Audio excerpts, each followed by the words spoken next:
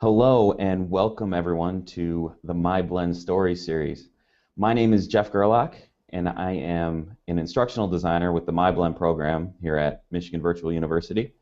And today we're joined by Mary Wever from East Lansing Public Schools and Deidre Stasiak from Godfrey-Lee Public Schools. And we're going to talk a little bit today about blended learning at the elementary school level. So hello to both of you. Hi, Jeff. Hello, how are you? Good.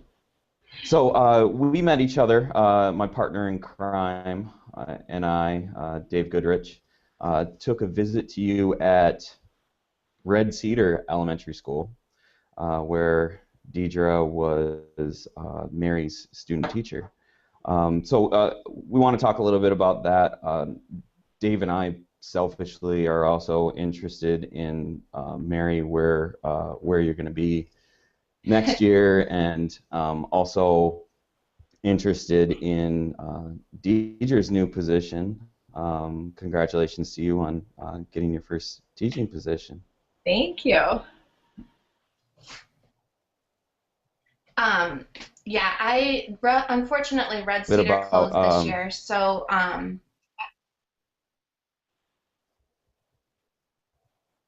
are we cutting out? It might have been me. Go ahead, Mary.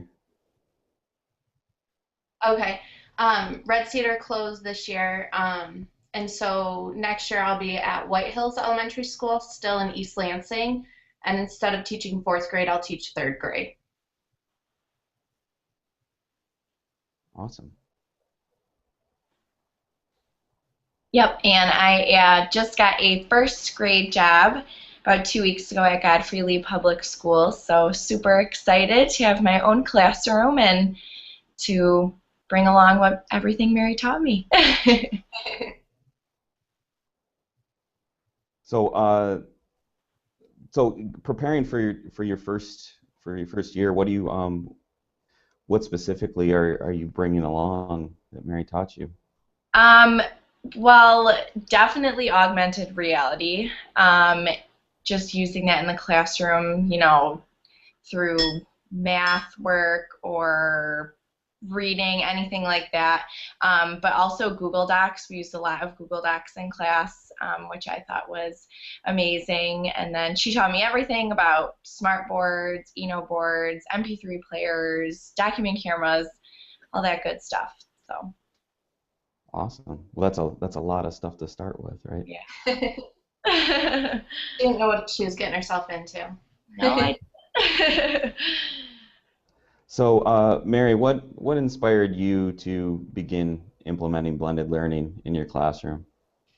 Well, I actually went through the Masters in Ed Tech program at MSU, and we learned a lot about flipped instruction then and hybrid learning, and I always thought it was very interesting, and I thought that it made sense to do the instruction at home and then have the kids come in and get the best of you at school. The only problem was I didn't know how I would manage that in an elementary classroom, and I had not heard of really too many people doing that. So last year when I went to Screencast Camp at TechSmith, I met a couple girls who were flipping, and they actually lived 2 hours apart in New York. And the way that they explained how they managed their classrooms seemed like I could alter that a little bit for elementary school, and then it started making sense how I could flip or have a hybrid class with little kids too. So once I figured out the management, that's when I was like, okay, I'm all in. I can do the video part. Awesome. So do you think the management was a big part, like specifically for elementary kids? Absolutely. That's probably the biggest part. That and then having parents buy into it also. Because they're little kids, 9 and 10 years old, and you're asking them to get online to watch a video. So yeah. So how do you get the parent support for that? Well, what I did at the beginning of the year is we have a curriculum night, which is kind of like an open house, and I just explained to the parents what I was doing. Fortunately, in East Lansing, we're right across the street from MSU, and so a lot of the parents are either students themselves or instructors too, so they're very familiar with online learning. But when I said that all of the videos would be on our website and they wouldn't have to go anywhere new, I think they were, you know, pretty excited about that. And most of the parents were very receptive. Actually, all of the parents were. Of course, I got the one question, you know, what happens if my kid can't watch the video, which we were prepared for. We let the kids watch the video in class. They're only 2 to 4 minutes. So I just explained that and we just moved on, and it was just like I explained any other curriculum. Awesome. So the 2 to 4 minute benchmark has been something that you thought intentionally about. Could you talk a little bit about why you set it at that length? Well, all of the professional development I've had has said basically 1 minute per grade level. There's no actual research, I don't think, to back that up right now, but I just kind of think about my own kids and my own attention span. And if a video is longer than 4 minutes, I don't generally watch the whole thing or I fast forward through it. So we thought the kids would do the same thing, and that's why we make them short.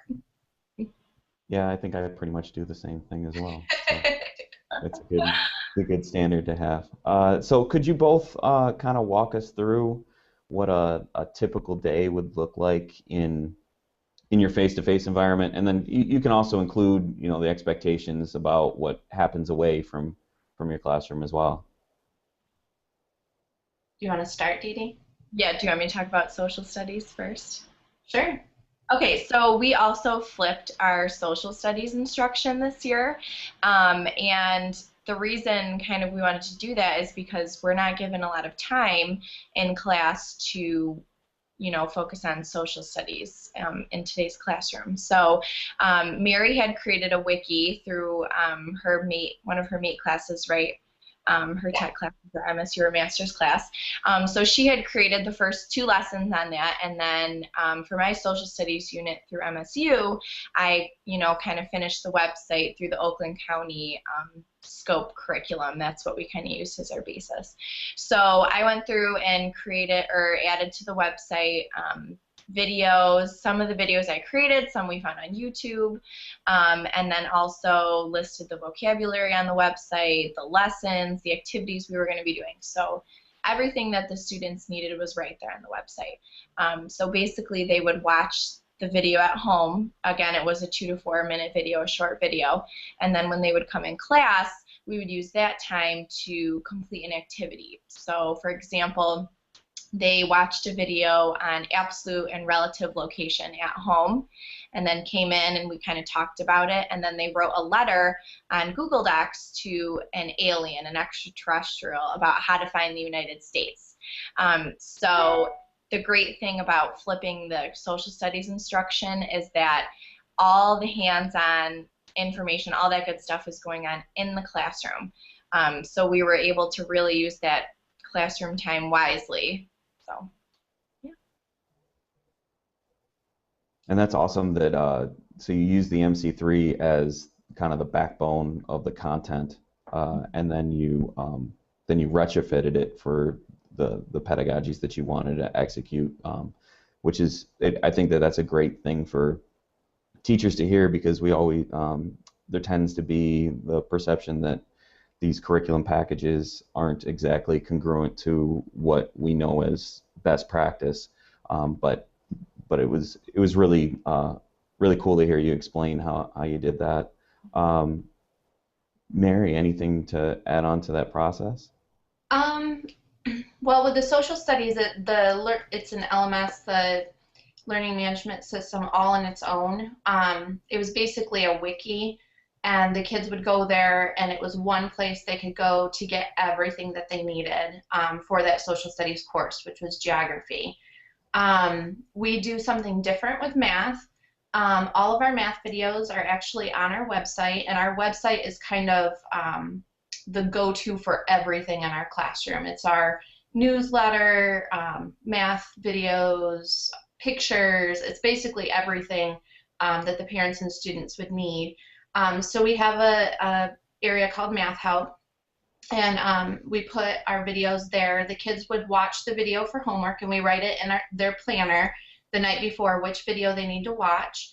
And then they come to class, and basically when they walk into class, they choose one of three groups that they would go to. Either if they totally get it and they feel like they can teach it to somebody else, they would go to one group. The other group would be, I watched the video and I get it, but I'm not really confident in teaching it. That would be another group.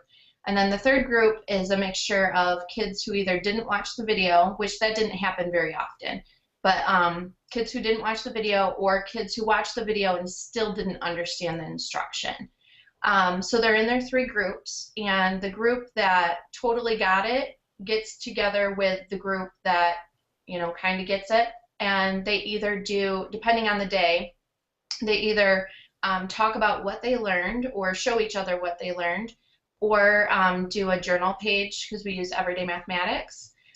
They do a journal page together, so they're kind of assisting each other and asking questions of each other, while we take the group that did not understand on the carpet. The kids who didn't watch the video at that point get to watch the video, and if they get it, they go to one of the groups. If they didn't get it, they stay with us in the carpet. And the carpet's just our small group area. When we actually reteach the concepts on the carpet with whiteboards, or sometimes we re-show the video, just kind of depends on what they need. And that usually takes about 10 minutes. So everybody's engaged doing something at their own level during that time. Then we bring them all back together and do some mental math. And during that time, Dee Dee and I are we have our little notepads, sticky notes. We're known for sticky notes. And like crazily writing down who we're noticing totally gets it and can be extended, or those who are not getting it at all and need a lot of extra instruction. And the great thing is we scheduled all of our parapro help and Title I and ELL help during our math time this year, because we had a lot of Title I students. About 3/4 of the class was Title I at the beginning of the year. So because we have all that help, when we're taking all of those notes, when the parapros came in, we knew exactly what students to tell needed what, help on what. So that was a really, really great way of using our resources that I'd never done before, and I really, really liked using that. And then the rest of the math time, we're there to answer questions and give extension activities, reteach, whatever the kids need. The level of personalization in your class is something that not only elementary school teachers should try to emulate, but like teaching in general. Like that's one thing that struck me so much coming in your class and seeing how well students flowed from group to group, and how supportive of an environment that you have established there. Before the technology, before anything like that comes into play, just how comfortable students feel with telling you, you know what, I didn't watch the video last night, and that's okay. That it's okay to have watched the video and still be fuzzy on it. And all of the individual support with the parapros, and then if a student teacher is in there or anything. That's one of the things that I was so fascinated with, and both of you had such a big part in creating that environment. So thank you for doing that, and thank you for sharing how to do that, how your philosophy is about extending that humanity and that personalized support. With talking about all that great stuff, let's talk a little bit about the challenges. What have been some struggles that you've noticed? Well, I can start. kind of a funny challenge. I made a lot of the videos through my internship, through my, lead teaching. So my number one challenge was probably getting used to hearing my voice on video. And also, the students are so funny. I record the videos and they say, were you sleeping when you made that? Were you tired? Were you sick? So just kind of dealing with their criticisms were kind of funny. But yeah, definitely getting used to making videos. And then also Mary was constantly pushing me to try new things. So I tried so many different iPad applications. So a major challenge for me was definitely finding the one that I liked the best. But Mary was great at, pushing me and getting me to try new things. So that was probably, yeah. And also just accepting it overall, because I went into my internship thinking I'm going to teach math the traditional way. And then Mary kind of, proposed this to me, and I was like, oh my gosh, I had never heard of flipping before, had no idea.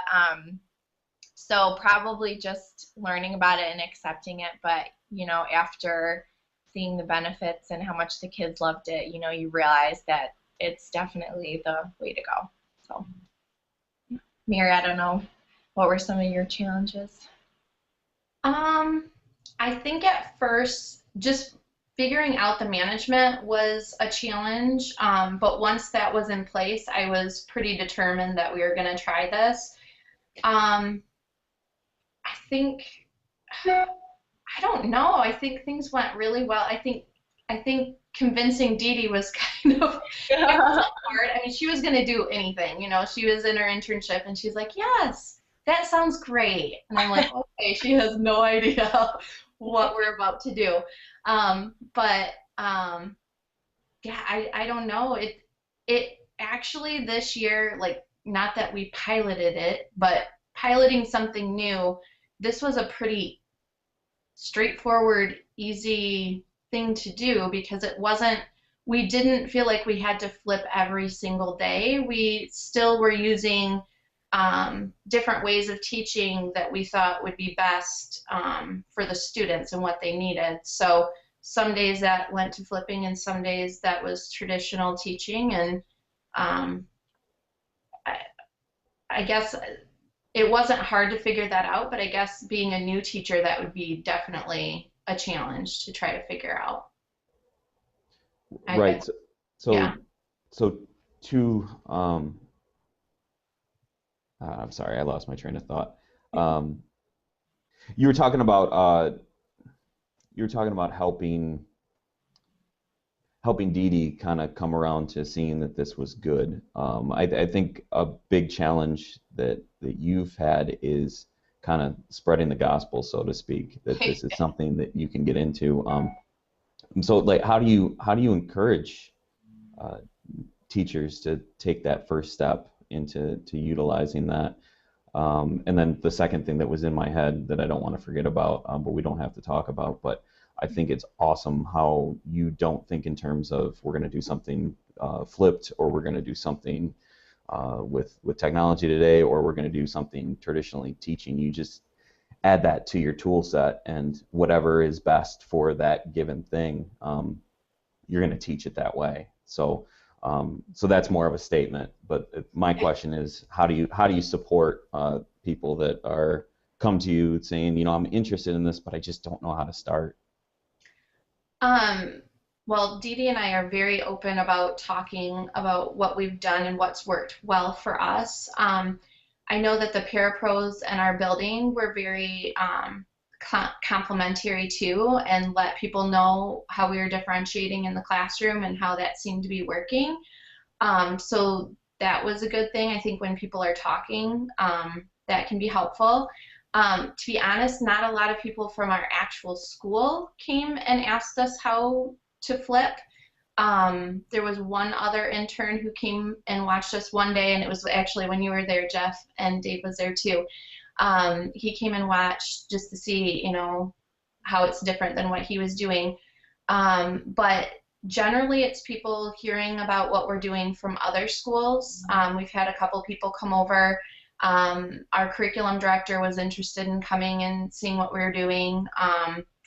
Uh, the literacy and math coaches came over, and they, are able to talk to everybody in the district. So, um, uh, and generally it's people from other districts and stuff. So unfortunately, there wasn't a whole lot of interest in the building we were actually in, but definitely around the district and other places. I mean, I found that going to ed camps, that's generally when you find people who are the most interested in what you're doing and they want to know the management and everything. So we definitely will lay it out and tell exactly what we did, and show our website and how we house videos, and yeah, definitely want to show people how to do it, because I just think it worked out really well this year.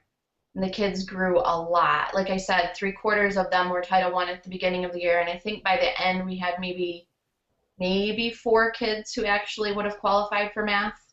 Mm-hmm. So it was awesome. And even not only using the videos for the flipping purpose, but the other 4th grade collaborating teacher, he had access, his students obviously had access to our website, and I know Mary shared it with 4th grade teachers across the district. So they kind of used our videos, not necessarily to flip, but kind of as an extra resource. And the collaborating teacher came in all the time and was like, thank you so much for making the videos. His students loved them and kind of just used it as, extra help at home, or, watching the videos for help. And their parents liked it a lot too. We got a lot of thank yous from other 4th grade parents, which was nice. Because that's actually originally why I put videos on my website, was to help the parents. The everyday mathematics curriculum when you get to 4th grade is pretty hard. It's kind of stuff that we were doing in like 8th grade, and parents don't remember how to do some of the stuff. And then there's different algorithms that we're teaching that they've never even heard of, like lattice multiplication. And so originally the videos were on the website to help the parents so that they could help their kids at home. And then it just kind of morphed over the years into flipping the instruction once we figured out the management part. Awesome. Lots and lots and lots of stuff to digest. Really, really good stuff. Let's see. I have a question specifically for Deidre. In reflecting on your experience with Mary and getting to, what an awesome pre-service experience, by the way. What advantages do you think that provided you over, say, your other peers that were competing for jobs this summer? I can't thank Mary enough for everything that I've learned. I truly feel that I think I was probably one of the only interns who either knew what flipping was in the classroom or had the experience to flip. In class, none of my peers really even knew what it was. And I just feel at such an advantage to have my first classroom and come in with this knowledge of how to flip and also the benefits of flipping. But I think the most powerful advantage I got out of it was seeing the differentiation that was happening, and how powerful it is and how amazing the opportunities that flipping provides for that, but also just how well we knew our students, because flipping gives you the time to walk around the classroom and get to know. I mean, I think we knew each student individually where they were just off the top of our heads in any given math subject matter, anything like that. So just seeing the time benefits, the differentiation, all that, I feel so incredibly prepared and excited to use this in my future classroom. So. That's awesome. And I think the lesson there is that while flipping gives you this extra time in class, like, what are you going to do with it, right? Like flipping. Exactly. So you've made some videos, and they're great videos. But if I'm just sitting around in class and I'm not really utilizing that extra time, like what am I going to do intentionally to utilize that time? And with those differentiation strategies and the different grouping and the flexibility where because students flow from group to group, right? Yeah. In your class, how does that work out again? Well, they choose what group they're going to go to, and they kind of do that based on where they're comfortable. And then there's once in a while we have to move people from one group to another. I would have thought at the beginning that more kids would have said that they got it and tried to skip the instruction at the carpet if they didn't understand it, but actually it was the opposite. Instead, we had more kids trying to come to the carpet and get extra instruction and get more time with the teachers. And after a while, we'd have to be like, you know what? That really looks like you're really understanding. Let's head back to your seat. They just liked being with us and getting that attention. And obviously, we're trying to teach them to be a little more independent in fourth grade, so they're ready for fifth grade. Yeah, when they're finished, like the kids who are flying through things, when they're finished, we've got an entire closet full of games, math games that were selected by MSU's math department, actually. They came and talked to us last year and brought in a bunch of games and taught us how to use them. And so at the beginning of the year, we taught them how to use a lot of the games. And so when they're finished, they're able to extend their learning in a game format too.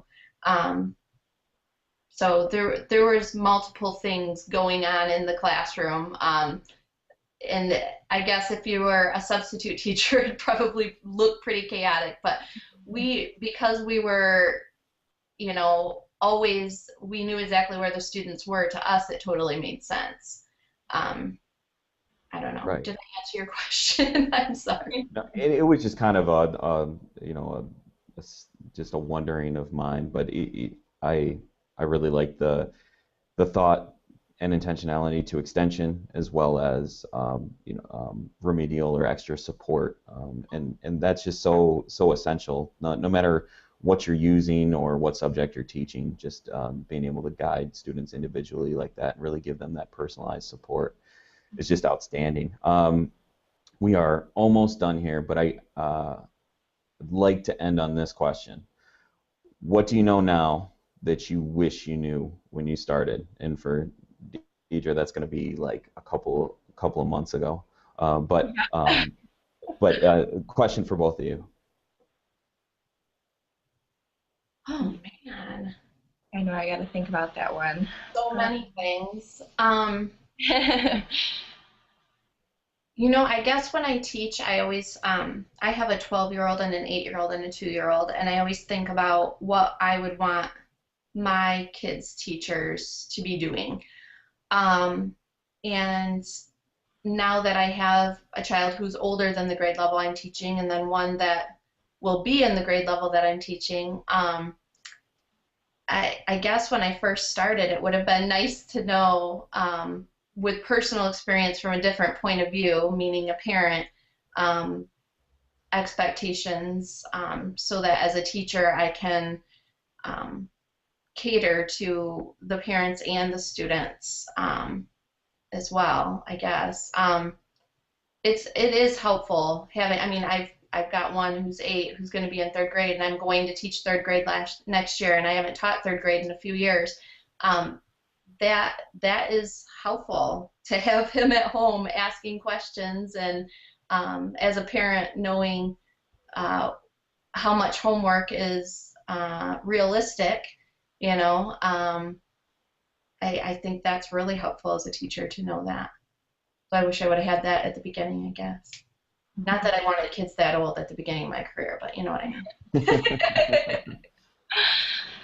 mean. For me, I guess I had no clue how many students would be flying through the curriculum. I didn't, give my kids enough credit for how smart they really were. So going into it, I probably wish I would have came up with more extension activities for them. They had a blast. They wrote scripts, created videos for how to they put videos online. They absolutely loved it. That was probably their favorite extension activity, I think. But probably just coming up with as many extension activities as possible for them, because with these videos and these kids being able to watch them and rewatch them at home and even work through it with their parents, they're picking up the material really, really fast. So just probably being prepared for that is what I wish I would have known going into it. Well, the great thing though about trying something new like this is you don't have to have everything the first year, and being realistic, like, okay, I'm going to try this, and this year I'm going to focus on the video part. And that's kind of what we did. And, you know, it morphed into well, with the goal of differentiation. That was our goal was differentiation. The tool was the videos. Next year, I would like to extend a little bit more, and